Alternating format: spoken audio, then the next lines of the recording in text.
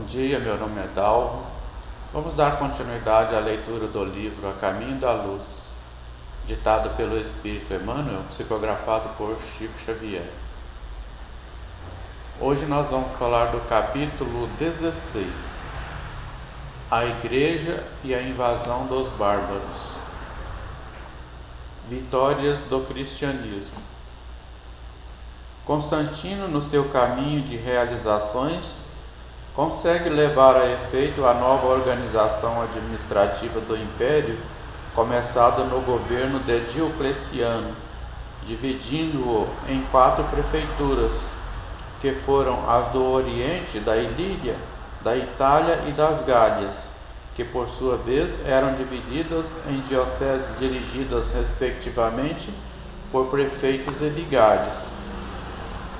Com a influência do vencedor da Ponte Milvius, efetua-se o Concílio Ecumênico de Nicéia, para combater o cisma de Ário, padre de Alexandria, que negara a divindade do Cristo.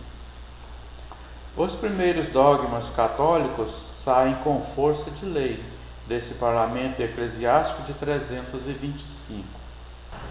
Findo o reinado de Constantino, aparecem os seus filhos, que lhe não seguem as tradições. Em seguida, Juliano, sobrinho do imperador, eleva-se ao poder tentando restaurar os deuses antigos em detrimento da doutrina cristã, embora compreendesse a ineficácia do seu tentame. Mas por volta do ano 381, surge a figura de Teodósio, que declara o cristianismo religião oficial do Estado, decretando simultaneamente a extinção dos derradeiros traços do politeísmo romano.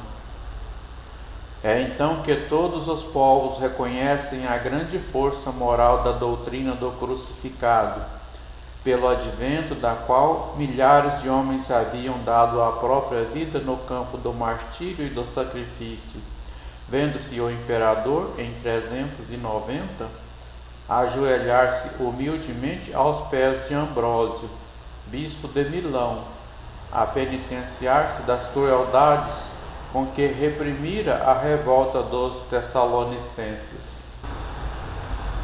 Primórdios do catolicismo. O cristianismo, porém, já não aparecia com aquela mesma humildade de outros tempos. Suas cruzes e cálices deixavam entrever a cooperação do ouro e das pedrarias, mal lembrando a madeira tosca da época gloriosa das virtudes apostólicas. Seus concílios, como os de Nicéia, Constantinopla, Éfeso e Calcedônia, não eram assembleias que imitassem as reuniões plácidas e humildes da Galileia. A união com o Estado era motivo para grandes espetáculos de riqueza e vaidade orgulhosa, em contraposição com os ensinos daquele que não possuía uma pedra para repousar a cabeça dolorida.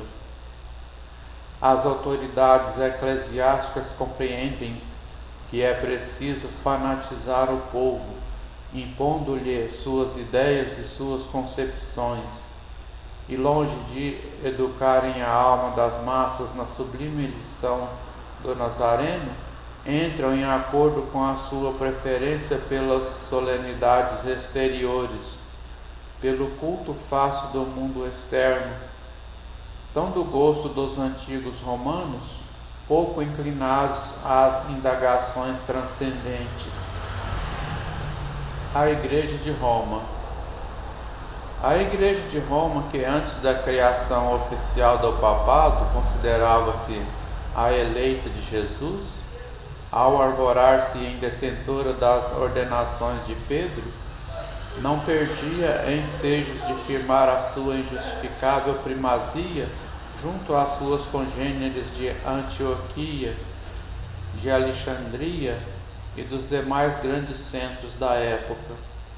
herdando os costumes romanos e suas disposições multisseculares, procurou um acordo com as doutrinas consideradas pagãs pela posteridade, modificando as tradições puramente cristãs, adaptando textos, improvisando novidades injustificáveis e organizando finalmente o catolicismo sobre os escombros da doutrina deturpada.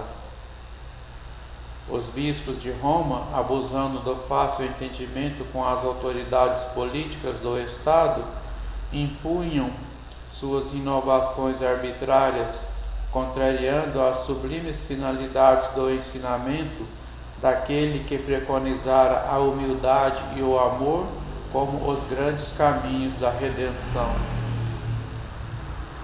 É assim que aparecem novos dogmas, novas modalidades doutrinárias, o culto dos ídolos nas igrejas, as espetaculosas festas do culto externo, copiados quase todos os costumes da Roma anticristã, a destruição do império. A fraqueza e a impenitência dos homens não lhes deixou compreender que o cristianismo fora chamado à tarefa do governo tão somente para educar o sentimento dos governantes, preparando-os para levar o esclarecimento e a fraternidade aos outros povos da terra, então considerados bárbaros pela cultura do império. Não obstante todos os esforços em contrário dos mensageiros de Jesus, Bonifácio III cria o papado em 607, contrapondo-se a todas as disposições de humildade que deveriam reger a vida da Igreja. As forças do mal, aliadas à incúria e vaidade dos homens, haviam obtido um triunfo relativo e transitório. Os gênios do espaço, todavia, a claridade soberana da misericórdia do Senhor, reúnem-se no infinito, adotando providências novas concernentes ao progresso dos homens. Todos os recursos haviam sido prodigalizados a Roma, a fim de que as suas expressões políticas e intelectuais se estendessem pelo orbe, abrangendo todas as gentes do mesmo amplexo de amor e de humildade.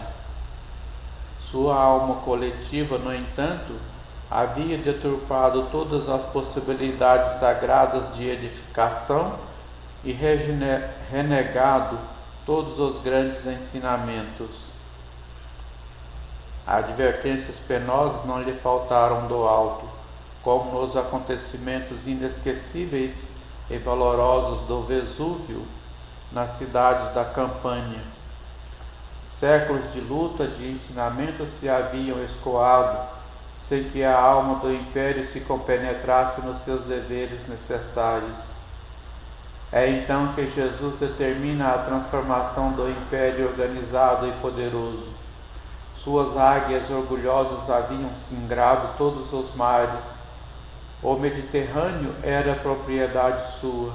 Todos os povos se lhe curvavam para a homenagem e para a obediência.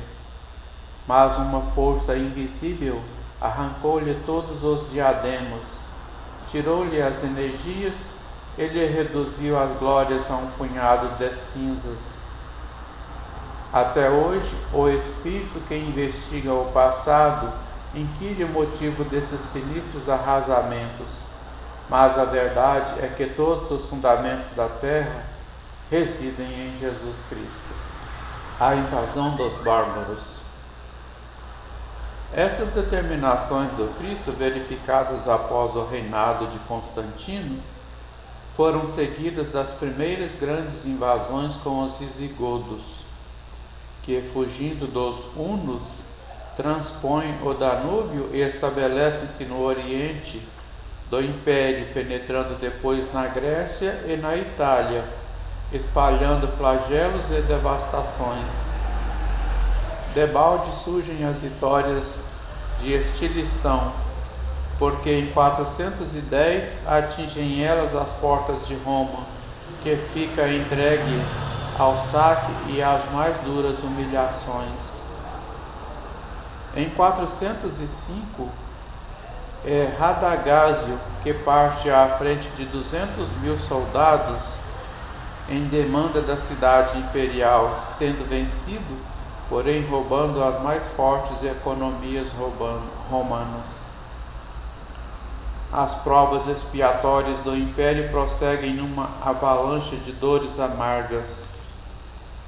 Aparecem as correntes bárbaras dos alanos, dos vândalos, dos suevos, dos burgúndios. Em 450, os hunos, comandados por Átila, atacam as Gálias, perseguindo populações pacíficas e indefesas. A unidade imperial perde a sua tradição para sempre. Com as suas vitórias, funda Clovis a monarquia dos francos. Os bretões, oprimidos pela invasão e privados do auxílio dos exércitos romanos, apelam para os saxônios, que povoavam o sul da Jutilândia, organizando-se posteriormente a heptarquia anglo-saxônia. O que Roma deveria fazer com a educação e o amparo perseverantes, aqueles povos rudes e fortes vinham reclamar por si mesmos. A grande cidade dos Césares poderia ter evitado a catástrofe do desmembramento, se levasse a sua cultura a todos os corações, em vez de haver estacionado tantos séculos à mesa farta dos prazeres e das continuadas libações. Razões da Idade Média. A queda do Império Romano determinara no mundo extraordinárias modificações.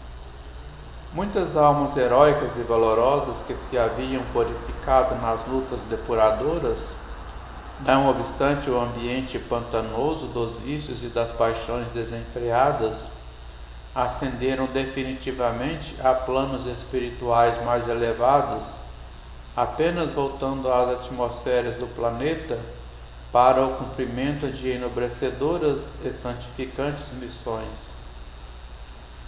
A desorganização geral com os movimentos revolucionários dos outros povos do globo terrestre, que embalde esperam o socorro moral do governo dos imperadores, originara um longo estacionamento nos processos evolutivos.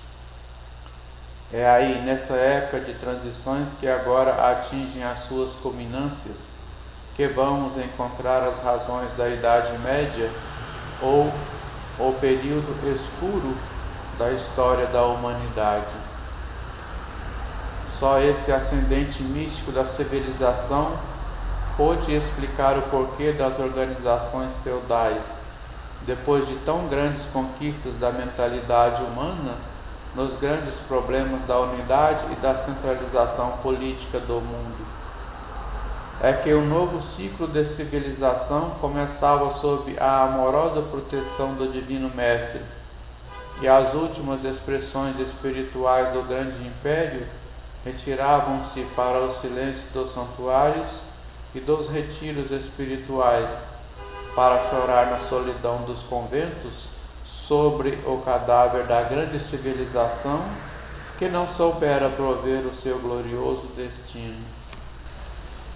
Mestres do amor e da virtude. Almas sublimadas e corajosas reencarnam então sob a égide de Jesus, e para a grande tarefa de orientar as forças políticas da Igreja Romana, agora organizada à maneira das construções efêmeras do mundo. O papado era a obra do orgulho e da iniquidade, mas o Cristo não desampara os mais infelizes e os mais desgraçados. E foi assim que surgiram no seio mesmo da Igreja alguns mestres do amor e da virtude, ensinando o caminho claro da evolução dos povos invasores, trazendo-os ao pensamento cristão e destinando-os aos tempos luminosos do porvir.